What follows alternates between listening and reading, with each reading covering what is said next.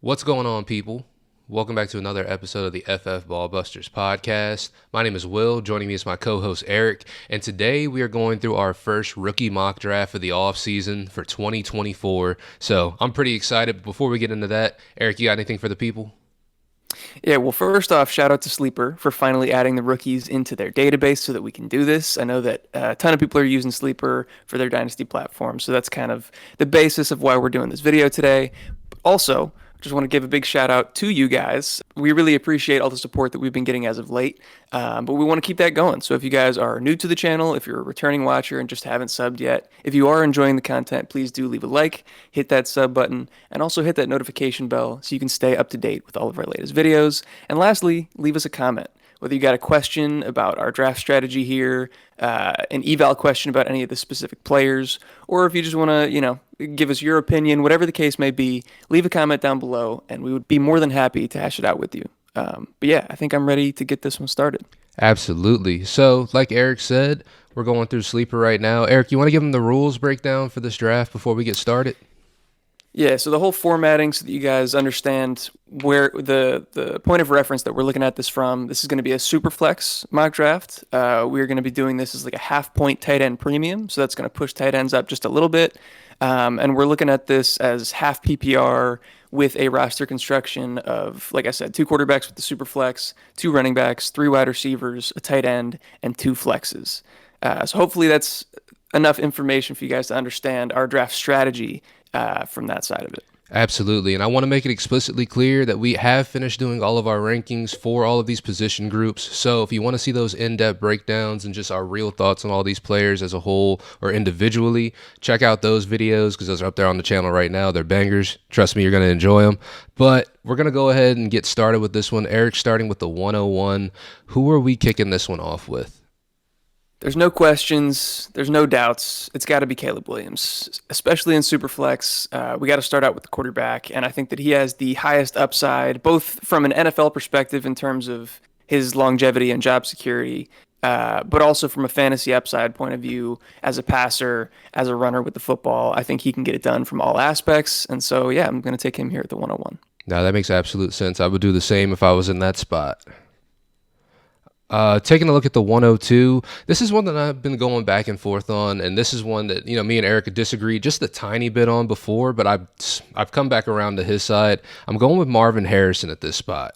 I just feel like the positional value of wide receiver is amazing. I feel like he's a generational prospect. Maybe not as great as some other guys that we have seen, but time's to be told on that one. 6'4", he's the son of a Hall of Famer, and he's put up the production to go along with that at Ohio State, so you can't really complain about it. So I'm really looking forward to Marvin Harrison. I love him at the 102. Absolutely, and I would do the exact same. The 103 might be the toughest spot in the entire draft because you're sitting here with three really good options. I know it's super flex, so you want to lean towards the quarterbacks. We're talking about Drake May and Jaden Daniels. If you haven't seen our quarterback rankings, we kind of disagreed a little bit about how we value those two, although they're basically in the same tier for both of us. I do have Jaden Daniels ahead, and I think that's who I'm going to go with. But I do have a third option in there, being Malik Neighbors. Mm-hmm. I'm so excited about what he's going to look like at the next level. I think he probably belongs in the same tier as Marvin Harrison Jr. And so that's why I'm willing to consider him up here. But the upside and just the positional value of Jaden Daniels at the quarterback position, I think, is enough to put him ahead. So that's where I'm going to go at the 103. I absolutely agree there. I think that Jaden Daniels has a very high ceiling. I think he's going to be an electric player in the NFL, so I'm really excited to see him. And with that, discussion rolling over into 104, I'm going to go with Drake May because I feel like the quarterback position, obviously in Superflex, is going to be super valued, and Drake May should be a day one starter, depending on what team it is he lands on. And it's weird because I feel like Drake May is a good prospect. I'm not super excited about him at the next level, to be honest with you completely, but I do feel like he's going to get the opportunity, and I feel like he's going to make something out of it. I just need to get past my own personal biases on this one, so I'm going with Drake May at the 104 here. Yeah, we've gone back and forth in terms of upside and what he can bring, but we know that he's going to be a valuable asset regardless. Mm-hmm. So yeah, I would absolutely be happy with that at the 104, but that does leave me with Malik Neighbors, who I had talked about at the 105, and I'd be ecstatic if he fell to me there. I mean, I'd really be ecstatic if any of these guys fell, which is why I think 105 is one of the more comfortable positions to be in the draft because you get one of these three guys and you don't have to choose between them. But I already talked up Malik Neighbors, so no explanation needed. That's where I'm going to go. Absolutely. And rolling over into the 106, I'm looking at the first tight end on the board, and I'm going with Brock Bowers on this one. Obviously, he is a generational prospect for sure. One of the best, most productive tight ends in college football. He's been one of the best, if not the best tight end in college football since he hit the field. So I'm really excited to see him at the next level. And whatever team he lands on, he's going to end up being a huge asset because he's just one of the best all-around tight ends we've seen in a long time. So taking Brock Bowers to 106 pretty comfortably. Yeah, couldn't agree more. I don't think there's another way that anybody should go, especially if we're talking about a half point tight end premium. I know some people would argue Rome Odunze might be in the conversation, and that is who I'm going to take here at the 107. But I would definitely go Brock Bowers over him. And then just to kind of give a general strategy note, if you are able to move into this top seven, I think there is a fairly substantial tier drop off here. Depending on league settings and depending how you think what you think of Roma Dunze, you could say 106 or 107 is the tier drop off. But this is where I know these guys are going to get tremendous draft capital, and I believe in their talent profile.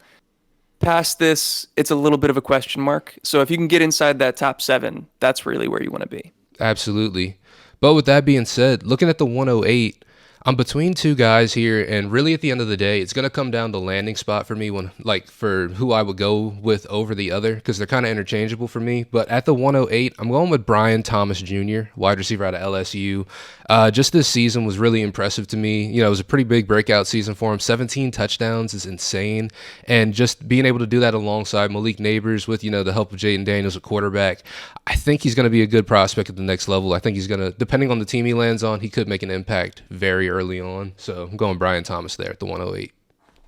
Yeah, the more and more tape I watch on him, the more impressed I get. So I love that pick there at the 108. I'm assuming that the other guy that you were choosing between and the guy that I'm going to take here at the 109 is going to be Troy Franklin. Am I right? Yep, absolutely. Yeah, so out of Oregon, really exciting prospect. I'm curious to see where he goes. It sounds like Brian Thomas Jr. Is currently projected for the higher draft capital, but they're both being talked about at the end of the first and the early second round. So we'll see where he lands. But yeah, very different receivers, both really high upside, and guys that we're both clearly very excited about. Absolutely. And I'm going to stay in the wide receiver realm for this one. I'm going to go with the guy that I like at this spot. This may be a little controversial, but I'm going to Donnie Mitchell right here at the 110. Okay. I like him a lot as a player. I like him better than Xavier Worthy. I know Xavier Worthy is kind of ranked higher, but I feel like Adonai Mitchell is the better player. I feel like he's the one who's going to make more of an NFL impact at the next level. And just watching this tape, like Eric said earlier, I just really love watching him play out there. He's a great route runner, especially for someone at his size. So I think that he's going to be a great asset at the next level. I thought you were going to go a different direction, and I was going to end up taking Adonai Mitchell at the 111, at the 111. I'm going to take your boy based on the projected draft capital that I've been seeing and some of the analysts, the scouts that have been really pumping him up as of late. And I think if he does get top 15, top 20 draft capital in a super flex draft, you're going to have to go his direction. I'm talking about Bo Nix here. Yeah, I was between those two, so that's a great pick right there. Absolutely. Yeah. So if you've watched the channel before, you know that at least me personally, it's been kind of a roller coaster in terms of my evaluation of Bo Nix and where I feel about him strictly just player eval. But yeah, if he gets that top 15, top 20 draft capital, you're going to have to take him in the first round. I think he shows the physical abilities, the sack avoidance, the accuracy that you would need to be successful at the next level. It just remains to be seen whether he can put that together consistently. But we'll see if he can do that, and I'd be more than happy to take him here at the back end of the first. Nah, I love that. And I think I'm going to finish this off with another quarterback. I think I'm going to go J.J. McCarthy. So again, this is somebody we've talked about a lot on the channel.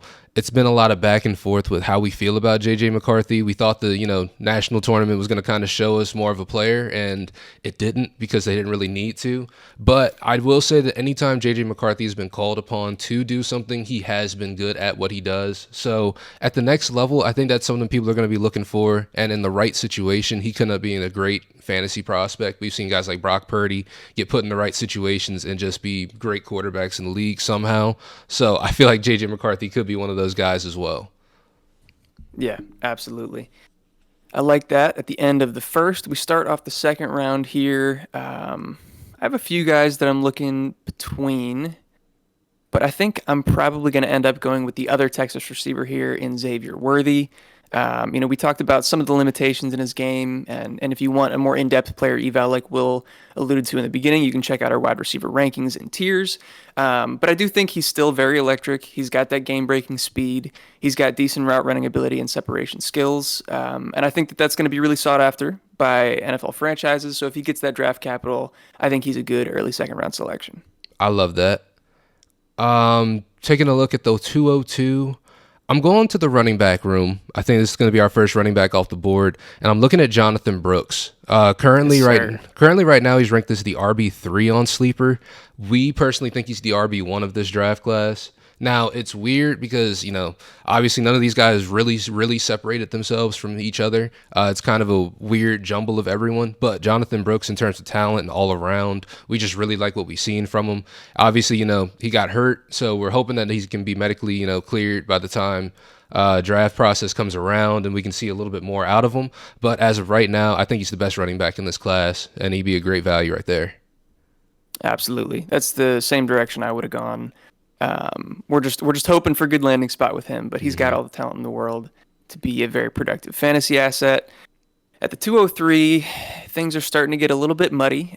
Keon Coleman is sitting at the top of the list, and again, I think we're not alone in the fantasy community for fading him a little bit. There's plenty of people out there that are not really that impressed with his separation skills and whether his 50-50 ball physical ability is going to translate to the next level. So I'm not going to go his direction yet. I think I'll probably go back to the quarterback well. I am going to go with Michael Penix Jr. I'm not super excited about it.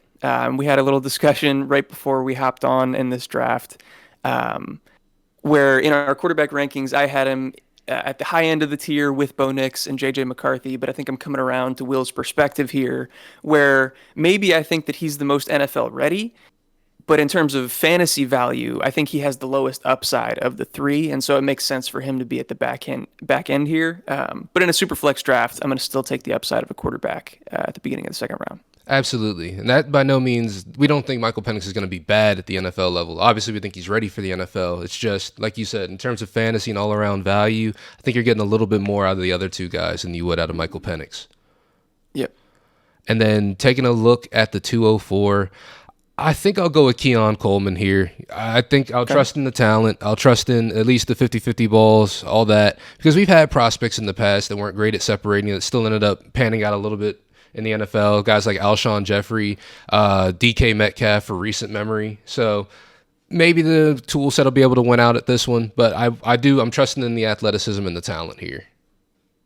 Yeah, and even though this isn't necessarily where he falls in our actual wide receiver rankings, I think it makes sense to go by the board a little bit closer to by the board when you're actually drafting, just because of the market value and how your league mates might value these players. You can easily trade them for more than you value them necessarily. So I'm fine with taking him here at the 204.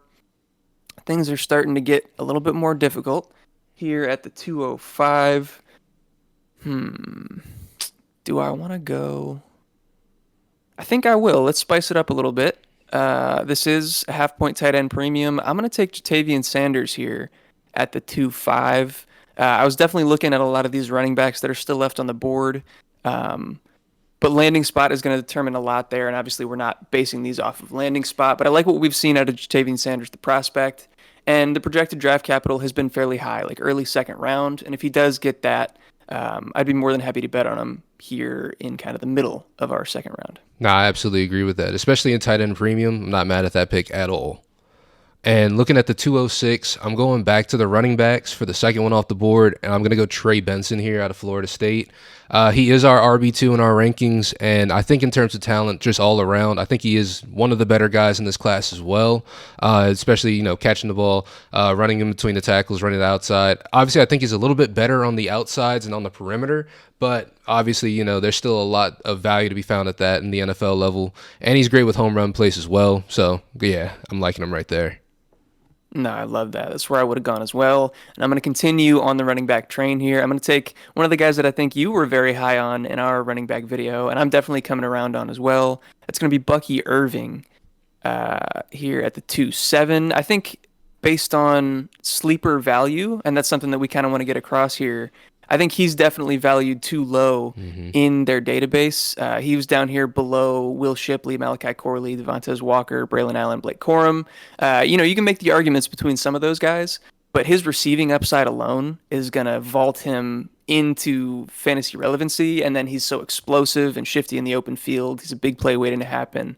I think he's going to be a top 20-ish running back within the first couple of years and potentially move up even higher than that fairly early on. I could absolutely see that. The guy's electric when he's out there on the field. He's really fun to watch. Yeah. At the 208, I'm going back to the wide receiver room. I'm going Devontae Walker here. He's somebody who didn't really get a whole lot of playing time this year. Obviously didn't play till the latter half of the season. He's had an interesting story just looking back. Obviously, we talked about him more on the wide receiver video, so check that out if you want to know more about Devontae Walker as a player. But when he was on the field this year, he was absolutely amazing. Obviously, he had Drake May at quarterback as well, but able to do with a very limited sample size to show us a lot of who he is as a player, and I'm really excited to see him at the next level. So I'm going with him here at the 208. No, I like that. He's so explosive. Yeah, I'm very excited to see how he translates. I'm sitting here at the 209, and I think I'm going to keep the running back train going. I think that's going to be kind of this mid to back end of the second round is going to be full of these running backs because they're all in a relatively similar tier for us. I'm going to go to Blake Corum.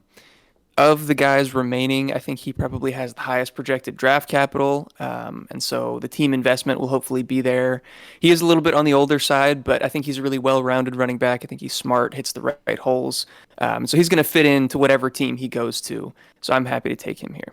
Absolutely. And like you said, I feel like this is going to be full of running backs back here. I'm going to take the next one off the board that I'm the most confident in. I'm going with Braylon Allen here. He's a bit of a polarizing guy. Obviously, our last video, we did our running back rankings, and some people disagree with where we place Braylon Allen in our rankings, and that's fair. You're allowed to have your opinions.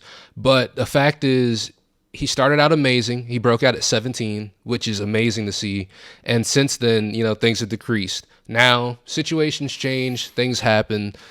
Players are, less effective in different situations, and that can be the truth.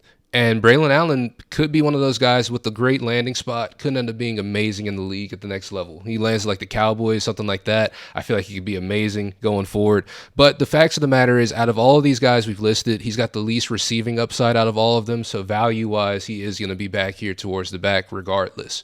But I do like Braylon Allen. I'm confident he'll have a good NFL career. And I feel like he'll be a good value, especially back here at the back half of the second round, if he can show, especially if he shows us anything like he was his freshman year. So, yeah. No, I fully agree with that take. And to be completely honest, somebody else in your league is going to like him more than if you want to take him to 210. He's not going to last this long, although I think this is probably closer to where he actually belongs. But he's probably going to go higher than that just based on the physical traits and his breakout age and stuff like that. We'll see where he gets drafted. But no, I like that decision there at the 210. I'm going to take another running back. I think your boy. I'm going to go with Will Shipley here at the 211. Another guy with really high receiving upside. Probably between him and Bucky Irving, the two most natural pass catchers of the group. And he was another guy that broke out as a freshman there at Clemson. And similarly to Braylon Allen, I don't think he regressed as a player, but statistically he regressed in his 3 years there in college. But again, the team got significantly worse during his career there as well. I think he's projected a little bit later draft capital. I want to say right now he's projected to be in the fourth. So that's kind of why he's at the back end here. But I do love that receiving upside, and I think that that's going to be his calling card in the NFL. Absolutely. And then to round out the second round, I'm going back to the wide receiver room, and I'm going to Malachi Corley here. I just feel like, value wise, I feel like he is a really good player. Obviously, he went to Western Kentucky. It's I'm trying to describe Malachi Corley as a player right here, but I'm having a tough time. I don't know why. I mean, he's extremely physical. Yeah. He's probably, not even probably, I think undeniably the best yak threat of the wide receiver group in the entire class. He's, we talked about it in the wide receiver video. He's Debo-esque. I don't think we can put him up in that Debo tier, but that's Yes. kind of who he reminds you of, or who he reminds us of as a prospect. And then almost hitting 1,000 yards on the season, 80 catches, almost 80 catches, 79 to be exact.